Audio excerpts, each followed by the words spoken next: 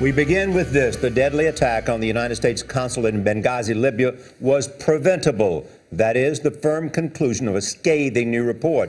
It is endorsed by Republicans and Democrats on the Senate Intelligence Committee. The review spreads the blame around many agencies. It even criticizes the U.S. ambassador killed in the attack. A House committee releases its own conclusions later today. And Nancy Cordes is on Capitol Hill with more. Nancy, good morning.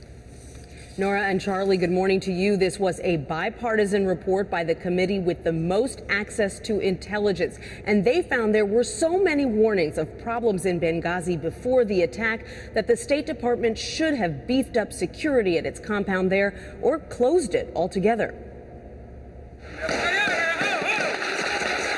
In the 15 months since the Benghazi attacks, the Senate Committee on Intelligence has examined thousands of intel reports and internal documents. Its conclusion? The attack was preventable because the intelligence community provided ample strategic warning that the security situation in eastern Libya was deteriorating prior to the assault. The warnings came amid at least 20 security incidents targeting foreign organizations in Benghazi in the spring and summer of 2012, leading the Defense Intelligence Agency and others to predict more anti-U.S. terrorist attacks in eastern Libya. California Democrat Dianne Feinstein chairs the Intelligence Committee. There were a number of attacks in the 6 months. The British experienced an attack on their ambassador. The Red Cross experienced an attack. And there were 2 smaller attacks with small bomb tossed over the fence. In response, the CIA began fortifying its facility in Benghazi with a long list of security measures that were blacked out in the report. But at the lightly guarded State Department compound a mile away, few significant improvements were made. Even after an IED attack in June 2012 blew a large hole in the U.S. compound's exterior wall.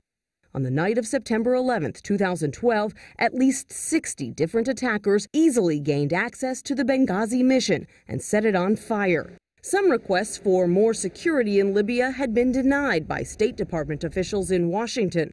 At one point, a frustrated U.S. officer in Benghazi wrote to Washington saying, "If there is a real mission, fund us and find the staff."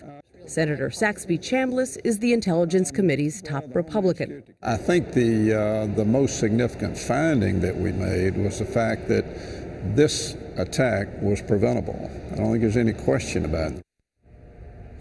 The report finds that the ambassador himself may have sent mixed messages. He did warn the State Department about security problems in Libya, but he also turned down a military offer to extend a troop that was guarding him. Now, there's another report coming out today, this time from the House Armed Services Committee, Nora and Charlie, which looks at why there were no military assets in range to help that night.